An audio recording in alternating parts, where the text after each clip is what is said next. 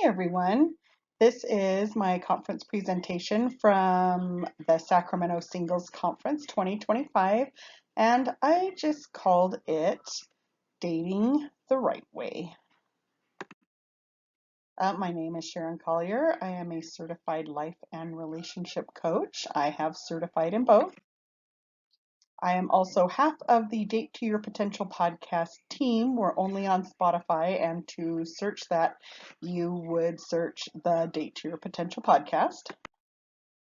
I'm also half of the Dating University team with Heidi McLean, and information about our online courses will be on my Facebook page called Dating Again.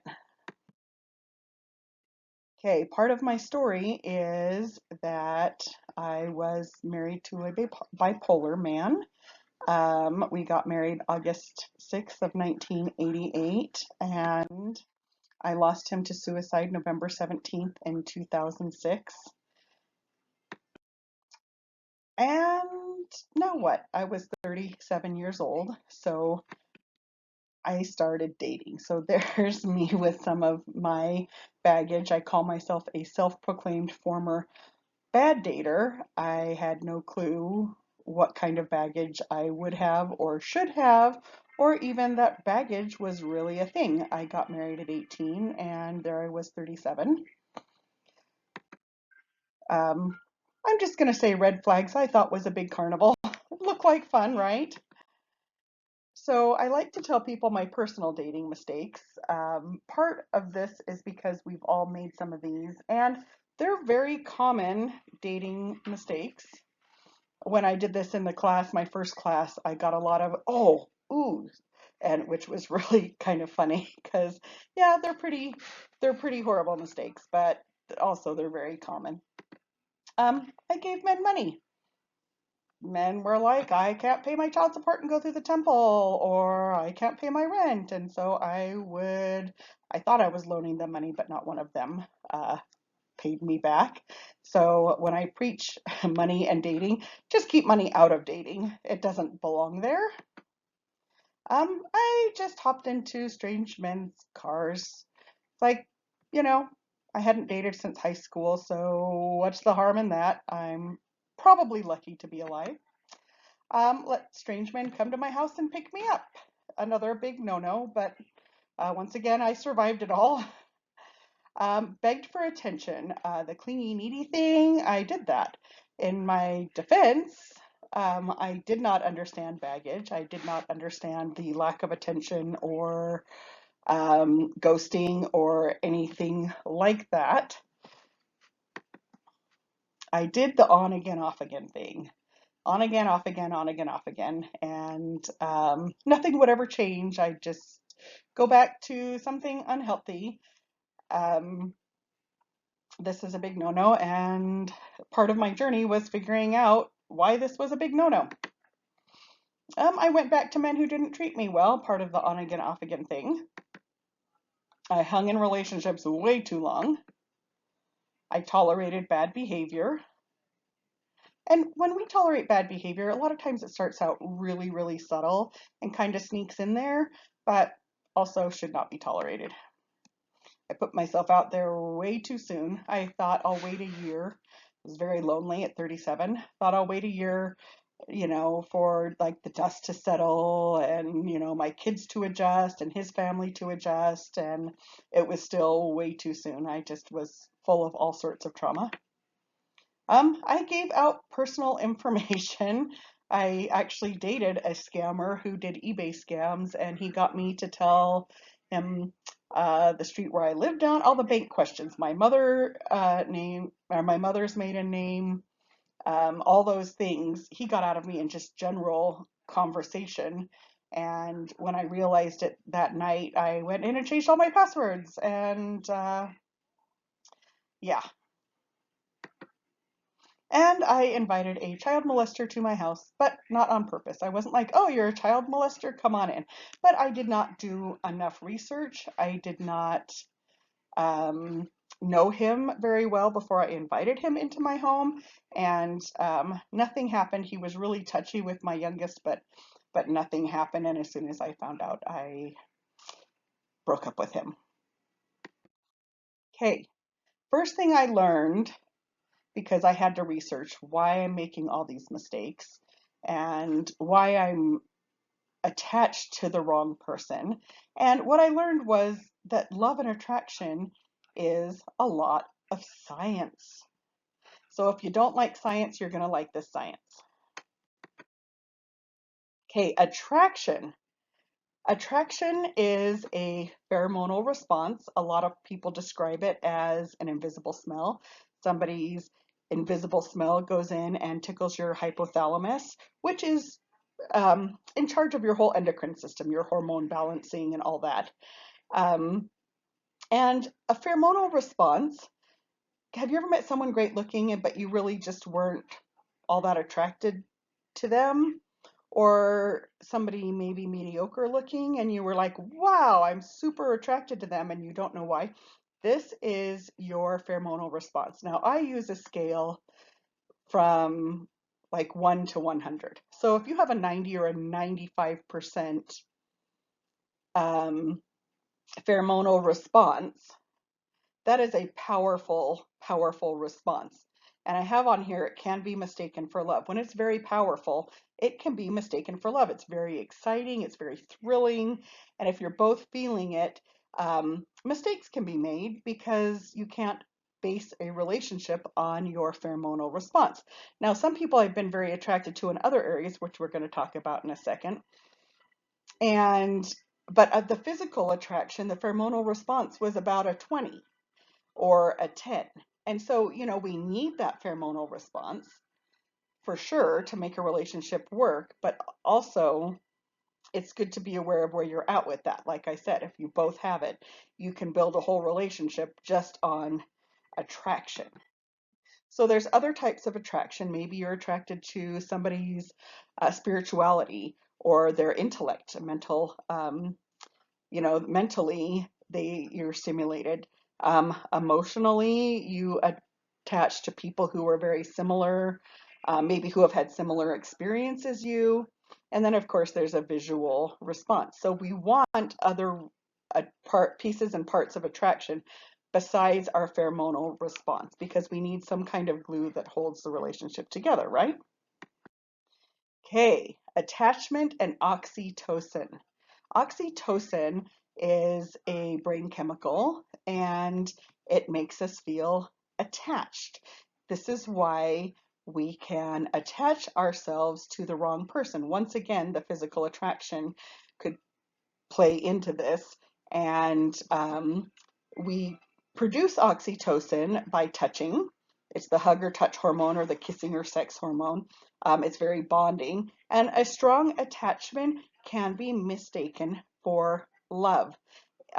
We do get attached to people, and when we're not with them, it makes us sad sometimes because we're attached. So we need to kind of stay aware of our feelings. Um, because mistakes can be made here. It takes 30 days to wear off. If you've ever heard of the 30-day breakup rule where there's no contact at all, that means no stalking them on Facebook, no riding your bike past their house, none of that, right? You just stay away and close off contact altogether for 30 days. And that actually helps. That helps the oxytocin wear off to be real about the level of attachment. Now, dopamine, we're not sure how long dopamine lasts, but again, we produce dopamine by being affectionate. We produce dopamine by spending a lot of time with somebody and getting comfortable, or even the routine we make with somebody. So that good morning, handsome, or good morning, beautiful text that we get every morning, we literally we start producing dopamine when that happens. So when that doesn't happen, our dopamine um, tells us it should be happening. So it stimulates the same reward centers that make us feel addicted. The same part of your brain that crack cocaine stimulates is what dopamine does. So we can also do this by daydreaming with somebody. When you're chatting on the phone, oh, where would we live? Or I want to live here, and we'd get a dog, and All our kids would have their own rooms, or we can vacation a lot together. Daydreaming together actually produces dopamine because it's an anticipation chemical as well. And I tell people it's like the difference between going to get an ice cream cone and having the ice cream cone. It's a different um, it's a different way of being, like having your brain stimulated. Going to get one often is more exciting than having one. So again, it can be mistaken for love. When we get really attached to people and miss them when they're gone, we think we might be in love with them. And a lot of times people will ask me, am I attached or am I really in love? And I always tell them, well, if you have to ask me, then there's probably a problem there. But this is also why breakups are hard. When we go through a breakup, all our good chemicals stop and all our attachment hormones, the dopamine and oxytocin, continue, which makes it really rough. So when we go through a breakup, we do need to figure out how to produce the other hormones, and I'll talk about that in a minute. Norepinephrine, this is the real exciting one that gives you the butterflies, that swelling in your chest. Sometimes you just think your heart's going to explode. You're just so excited. This is our norepinephrine. And also, a lot of people think when they get that swelling for somebody that that is love. So we need to be careful to distinguish what is fake and what is real. Again, it can be mistaken for love. Okay, serotonin. Love makes us happy. I married a bipolar man. I had no clue what that was. Um, he struggled on his mission to the point it made him physically ill and he had to come home early. And his family described really unusual behaviors when he came home. But as far as the word was concerned, he came home and he was okay. And that's all I heard. Oh, I should date Jeff Collier. Yeah, he came home and struggled on his mission, but oh, he's great now. And so that's all I knew about that. Once again, I was 18 and did not even think to do research on that. And in my defense, we did not have Google or Chat GPT or anything like that where I would actually um, or could research what that was all about. And also, of course, it makes us sad when we break up because all of that stops, right? Our serotonin stops, um, all of the norepinephrine, all of that good stuff stops. And so it's important after a breakup to replace the serotonin, exercise, laugh with friends, do things that you love, and create that serotonin again so that we don't get really depressed. Okay, infatuation. Infatuation, people make it sound like it's a negative thing. We need to be infatuated with somebody. That is the very beginning of a relationship where we are super, super excited. I call it the rose-colored glasses phase because usually in this phase, this person can do no wrong.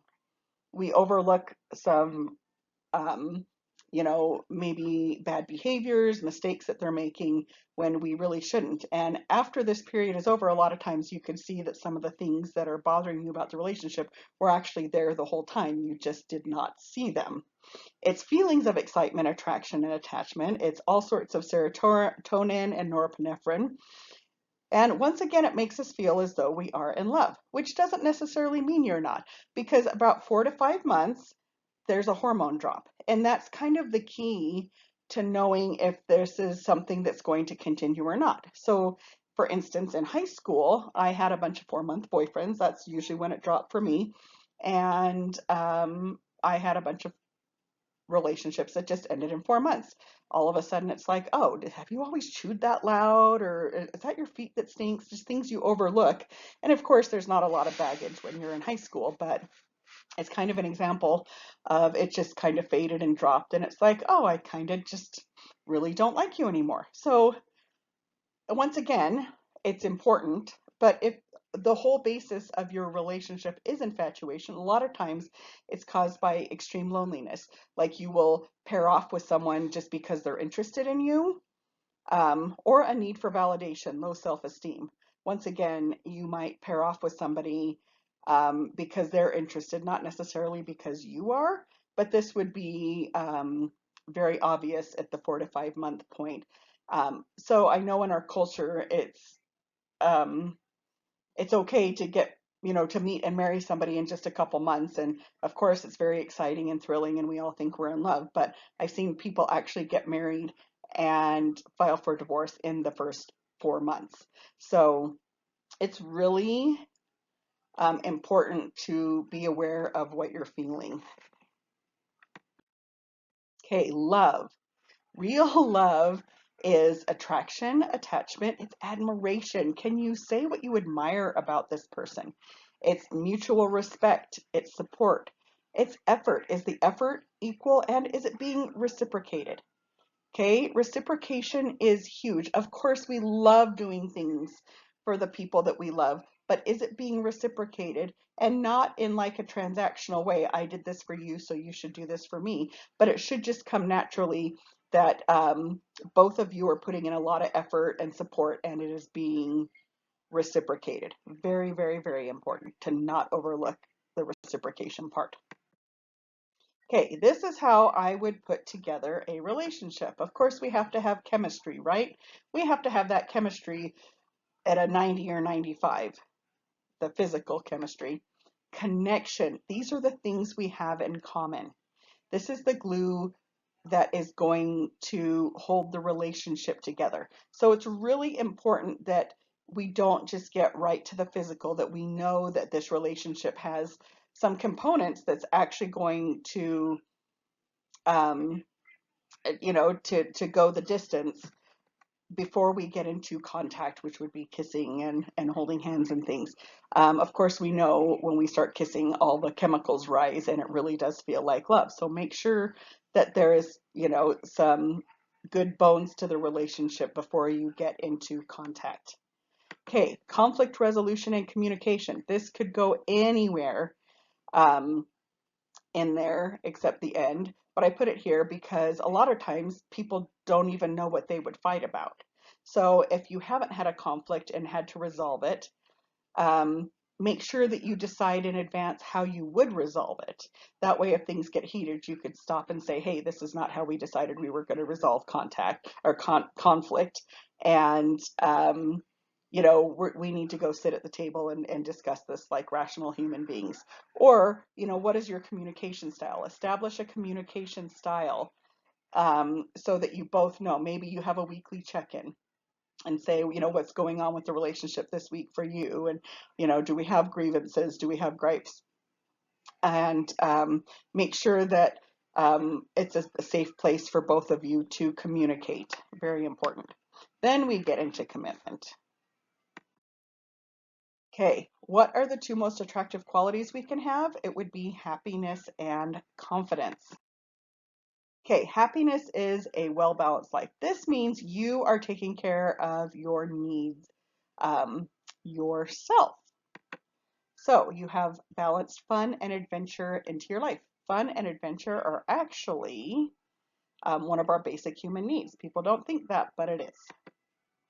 You are joyfully growing. Now, I say joyfully growing because Heavenly Father gives us opportunities for growth that are often extremely uncomfortable. So when you are joyfully growing, you are setting goals and um, marking them off. And this would be joyfully growing. So I always think, how can I get ahead of Heavenly Father? Can I grow in my own way before Heavenly Father makes me grow? So I would call that joyfully growing because when you make a goal and write it down and mark it off, you actually produce dopamine, which makes us happy. So you would be joyfully growing. Okay, you are good with God. Do you have a good relationship with God?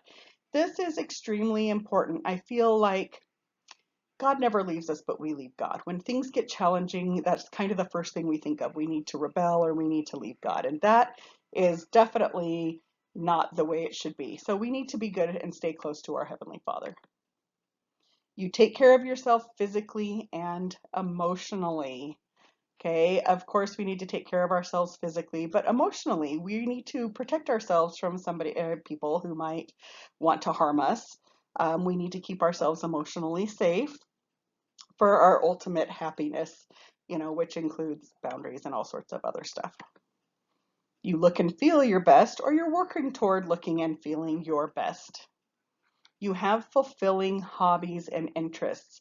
You need to be an interesting person, not just for somebody else, but for yourself. You need to have things to look forward to and do things you love to produce um, your good chemicals. So make sure that you have fulfilling hobbies and interests. And I also tell people, be living a life that somebody else would want to jump into.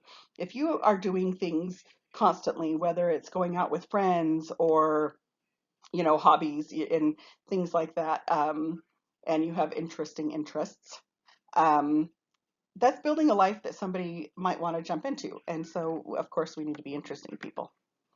Okay, you are developing and sharing your talents. One of our human basic needs is significance. And the best way to find significance is by sharing your talents. That's one of the best ways we can do that. Okay, you have a strong, healthy community. We all need a good community, a good set of friends. They say that you are the sum of your five closest friends. So make sure that they are good people, that they are doing healthy things, that they are going in healthy directions in their lives. That is really important. You are financially stable. Dating somebody to help with your finances would be um, the wrong idea. That you need to be financially stable yourself and making it on your own, and not relying on somebody else. You are taking care of your kids and their needs. Of course, you need to be doing that. Um, your kids can go along with taking care of yourself physically and emotionally. They can go along with a lot of these things. So make sure that, of course, we are taking care of your kids and their needs. So what does this look like? I say it looks like this. You have the fun and adventure, you have your house and kids, your stability, your job and finance, once again, stability, self-care and talents. I put that all in the same thing. We need to take care of ourselves and, build our talents, social connections, church and service. Service actually um, produces good chemicals. Super important. And then, of course, we have the fun and adventure, which is, my favorite part. I put growth in the middle because we can grow in all of these areas. And a lot of people will ask, what do I do? Do I spend 2 hours a week on this stuff? No, it's balanced because you spend enough time on it that you feel fulfilled. That makes a balanced life. Maybe sometimes you can't have fun every single week, but you do have enough fun that you are a satisfied person. Um, Church and service, we can't do service every day. Maybe we can't do service every week, but make sure there's enough that makes you feel balanced and fulfilled. Okay, so after all this, where does our spouse go? Our spouse goes here. Our spouse goes around all of it. If you are dating a person that does not agree or join in or support all of these things, you might be with the wrong person. You need somebody who supports you in all of these areas. Maybe not dating after you're married, but or maybe you do want to date your spouse. So you need to have somebody who supports you in all of these areas. Okay, life is not about finding yourself. People are like, well, after I find myself or I'm finding myself again, it's about creating yourself. So create a good person, create a fulfilling life for yourself. Okay, let's talk about confidence. Some confidence do's. I mean, I could do a whole hour on confidence alone, but we're gonna scratch the surface here a little bit. Learn to love you for you. There's all sorts of great things about you, and we need to focus on those more than the negatives. Okay, focus on the things you do well. Set small goals for self-improvement. Of course, nobody's perfect, and there's areas we're lacking, but we can always grow and improve. Get rid of your fear. This is a big one. We are not confident when we live in fear. And I spent a year of my life doing things that I was afraid of. And it kind of started with the rock wall. I was in Colorado and my friends are like, come climb the rock wall. Well, I'm extremely afraid of heights. So I couldn't get very far. And I think it took me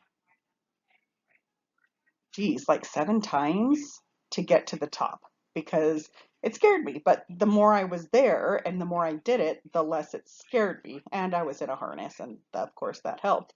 Um, but then it kind of started, I'm like, well, I need to do more things because I conquered the rock wall, and I'm like, I can conquer things. And so I did a few things that year off the top of my head. I went and stood where my husband had passed away, which I just avoided that at all costs. And so I kind of just went to see if I'd feel anything. I felt like I was ready to do that. I didn't. It was fine. But I conquered the fear of that. I tried Thai food that year. Not that I was afraid of Thai food, I just hadn't done it before. And so when we have fear, um, we are not in our ultimate confidence. And so after I spent a year doing things that I didn't necessarily want to do or that I was afraid of, I kind of wasn't afraid of much after that. Especially like dating and, putting myself out there again. Okay, practice optimism. When you are um, grateful and optimistic, you have enough and you're not thinking about the things that you don't have. And that's super important. Okay, don't compare yourselves to others. Heavenly Father did not make us to compare ourselves to others. He made us unique and different. And if you're jealous of somebody else's talents, well, start developing yours. We don't compare ourselves to other people. It's not, if you're a parent, you know how different your children are, and you would hate to have them comparing themselves, right, to each other. So it's just not a good idea. Self-deprecating humor. Anytime you are putting yourself down, even in humor, you are listening. And so it's not a productive activity. Even if it's really funny, it's just not productive and it kind of kills our confidence and our self esteem. Okay, do not dwell on past mistakes. If you are doing mistakes right, you are making a mistake and learning from your mistake and moving forward. So we don't look back. We're not going that way. We're going forward. Okay, do not hang around people that do not value you. Um, I can't express enough how important your positive community is. People that don't value you start making decisions about yourself based on their behavior. And once again, that's not Heavenly Father's plan for us. We need to hang around people who value us and who help us grow and progress in life. Okay, how to be confidently attractive. I always say slow down. Okay, move slowly around a room. Um, Talk slower. That can help you think slower. Um, when you get nervous, we start talking fast and moving fast and things like that, and it really isn't showing a lot of confidence. Power walk, good posture, your head held high. Embrace your individuality. Okay, you are one of a kind, and we need to embrace that and share that with people, unless you're obnoxious. But embrace it. Have you ever seen like a lady that is dressed in wild colors and big prints, and you just think, oh my gosh, that lady has to be so hilarious, and then you find out she is? Like she's just embraced all of herself, all of her whole colorful self, and I just love seeing things like that. Okay, smile. That makes you confidently attractive. Speak your mind. You don't have to always agree. I love somebody's point of view as long as it's delivered respectfully. And so you can have a different point of view and it actually shows your intelligence and your confidence. Take up space with your body. Of course, this is easier for men than women, but women who talk with their hands tend to take up space with their body. Practice boundaries. It's okay to say to somebody, that's not nice, or no, I don't do that, or um, if you keep doing that, I'm going to walk away. You don't have to be mean with your boundaries, but boundaries are super important to practice. Uh, people with boundaries don't usually get scammed, um, and other positive people, confident people will be more attracted to them. Okay, project confidence. If you are not feeling confident, be your own version. Be your own version of what confidence looks like, and make it like a self-fulfilling prophecy. Kind of fake it till you make it, because eventually you will make it. Okay, this was part of my journey. I had to remember whose I am. I am his child. I was created in his image, his masterpiece. I have talents and gifts that were given specifically to me. All of us do, right? This was a good one. Through his gospel, I have been given tools and leadership to be the best I can be. We have such an advantage that we have the leadership that we do in our church, that, we have conference twice a year. Um, we have such guidance to be the best that we actually can be. Okay, I can repent and change. Changing is so important, um, and repenting of our shortcomings. And the last one, Satan would destroy me. We need to be aware when we're trying to grow and change that Satan would attack that because he doesn't want us. But always remember these. You are his child. You're created in his image, his masterpiece. We are not all created, the same. I think we're all created equal, but I don't think we're all created the same for, various reasons. Of course, if we were all home builders, we'd all have homes, but no food. If you think of it, that way, you could think of a million things. Okay, self-love is a constant choice. It is a constant choice to love ourselves, right? It's not a magical feeling that appears to you one day. It's a commitment to your boundaries, your well-being, your mental and emotional health, and your body. I love that. Okay, be the person that you want to attract. This is super important. I say live your list. Um, how do you know if you found the right person if you don't know what you want? So everybody needs to make a list. I think we all did this in Young Men and Young Women's, right? And we all had to say sense of humor first before we said we wanted somebody really good looking. Um, so make your list and then go through your list. If you're making this list of all these qualities you want in somebody, go ahead and circle all the things that you have. And that kind of tells you where you might need to work on yourself a little bit.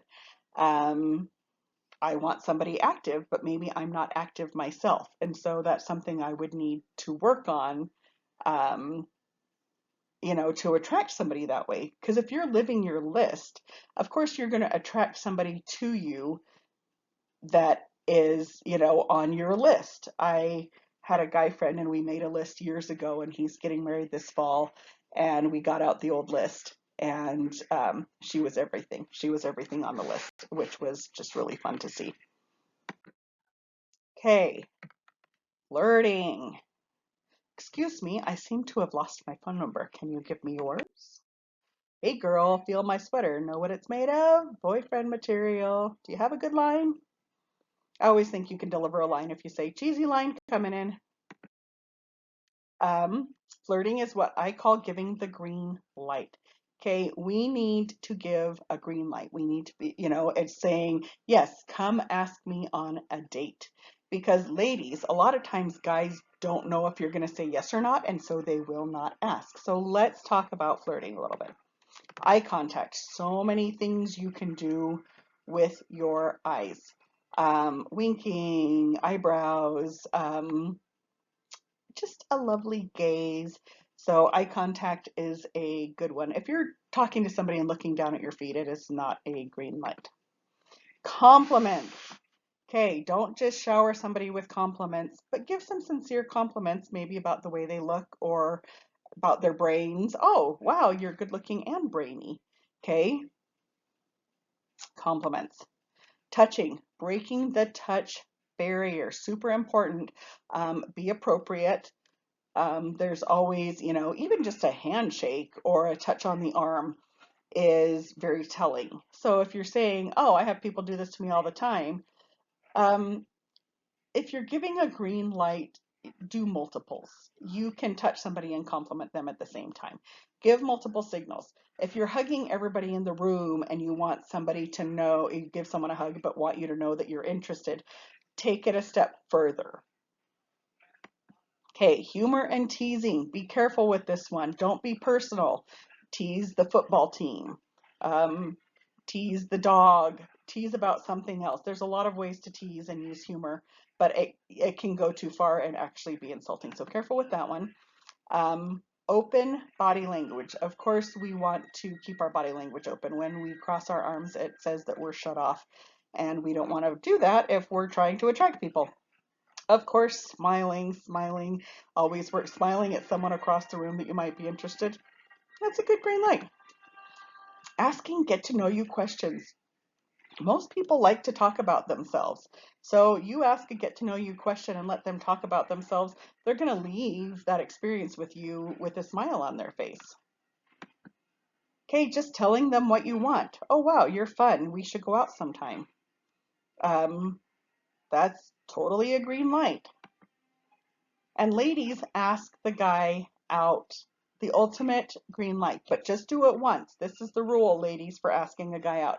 Ask a guy out once and then leave the ball in his court because you want him to be the guy. So a question came up in one of the classes and the guy said, well, this lady asked me over to her house. She wants to make me dinner. Is that a green light? Absolutely, that is a green light. Um, so yeah, be smart about the green lights. Okay, if it's a green light, that means go, and you are allowed to go. Okay, let's talk about red flags for a minute. I love this Jeffrey R. Holland quote. In a dating or courtship relationship, I would not have you spend 5 minutes with someone who belittles you, one who is constantly critical, one who is cruel at your expense, and may even call it humor. Life is tough enough without having the person who is supposed to love you lead the assault on your self-esteem, sense of dignity, your confidence, and your joy. In this person's care, you deserve to feel physically safe and emotionally secure. That is a really important line. I can rattle off 50 red flags right now, but you recognize bad behaviors. And like I said before, bad behaviors tend to sneak in. As soon as you are uncomfortable, as soon as you are feeling dysregulated, as soon as you don't like a behavior and put up with it, that is an invitation for it to continue. So this is where boundaries are super important. Oh, I don't like that you said that to me. Um, you need to feel emotionally safe and physically safe with a person. So when you start feeling dysregulated, it's time to start asking yourself what is really going on. Okay, we did some dating science. Let's do some dating math. Okay, a healthy person plus unhealthy person always equals an unhealthy relationship. Okay, you need two healthy people or two people striving to be healthy to make a healthy relationship. If one person is unhealthy, you cannot fix them. It's not your job to fix them. Even if you think they're the love of your life, it is not your job to go there, and it will make an unhealthy relationship. Grief plus a breakup equals grief times two.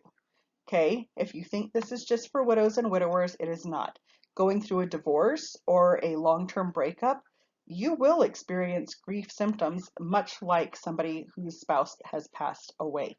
It's important. The fog will come in, like the airheadedness, the sadness. So if you just jump into a relationship and then break up, it is like double the grief. This goes for divorced people and for widowed people. Okay, if you're just out of a relationship, give yourself some time because you get in another relationship and break up and it's horrific. Okay, high expectations equal high disappointments. One of the biggest relationship killers is unspoken expectations. But when you have high expectations of person or you're trying to stuff them in your box because you think they're going to fit, this equals high disappointments. We do not get to change people. It is not our right. It is not really in our world of capabilities to change somebody.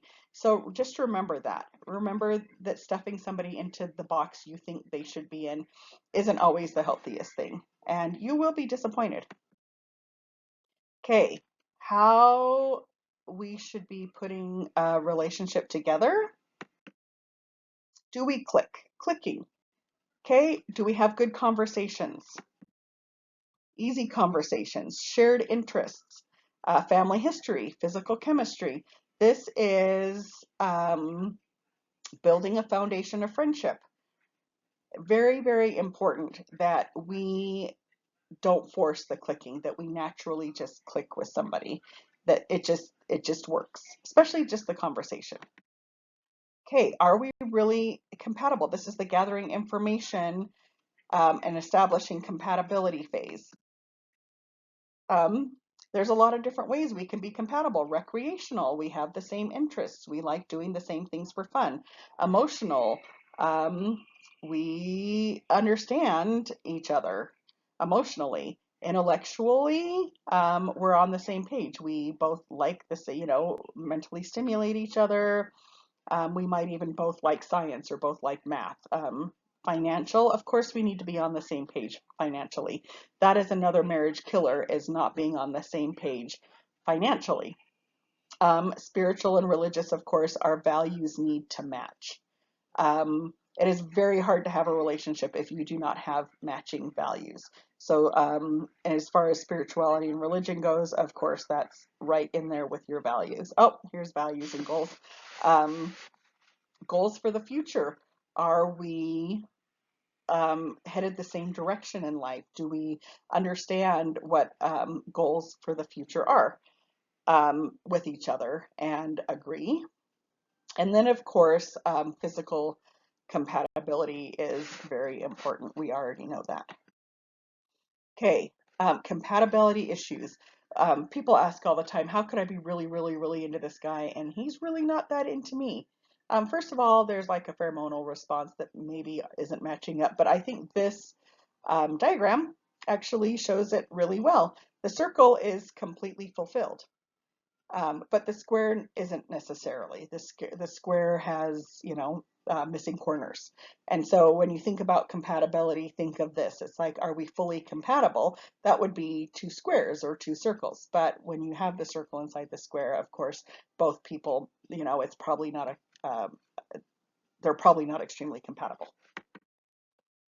Okay, setting expectations. This is the important part of a relationship. This is when you're really getting serious. Where are we going to live? You're going to divide up chores. Finances, we're establishing who pays what bills, how much we're saving, how much we're spending. Of course, we need to agree on children, the raising of children, the disciplining of children, things like that. Retirement plans. This is when we are establishing all this, that we're doing the same, going the same direction as far as the retirement plan goes. Conflict resolution. That is one of the really important things. We talked about that earlier. Um, do you take your conflict to complete resolution or are you brushing it under the rug? Have you established your conflict resolution style? And of course, I put thermostat control in there just to be funny because it seems to be a big issue. Any couple I talk to is like, he's too hot and she's too cold. Anyways, this is the real important stuff, and this stuff needs to happen before marriage. I will talk to people getting married, and I'll say, "Oh, like, have you decided on finances?" And they're like, "No, we're going to figure that out after we're married." Well, I had a girlfriend get married, and he moved into her house and wouldn't give her any money. Like they didn't talk about it, and her expectation was high, and she was highly disappointed. Also, I don't know if anybody follows The Golden Bachelor, but I think people know what the Bachelor or Bachelorette is like. They did the older people and called it The Golden Bachelor, and he found his sweetheart and they got engaged, and people kept asking him, where are you going to live, because they lived in different states, and they're like, oh, we're going to figure that out. Well, they ended up getting divorced 3 months later because they couldn't figure it out because they lived in different states. Anyway, so it's super important things to talk about before you get married. Okay, what do we do while we wait? So if you've been listening, of course, we're living this well-balanced life and we're growing joyfully, but we need to trust the wait, embrace the uncertainty. Hey, find the adventure in dating. Enjoy the beauty of becoming. That's our growth, right? When nothing is certain, anything is possible. And also, we need to remember that Moroni was extremely productive as a single. Okay, this is where you find me. I'm at lovingagaincoach.com. If you'd like to make a coaching appointment. YouTube, I'm at Dating Again. This will be, I'll call this Dating Again Sacramento Conference. Facebook, Dating Again. Instagram, dating.again. And I'm on TikTok as Sharon Collier Coaching. Thanks so much for joining me today.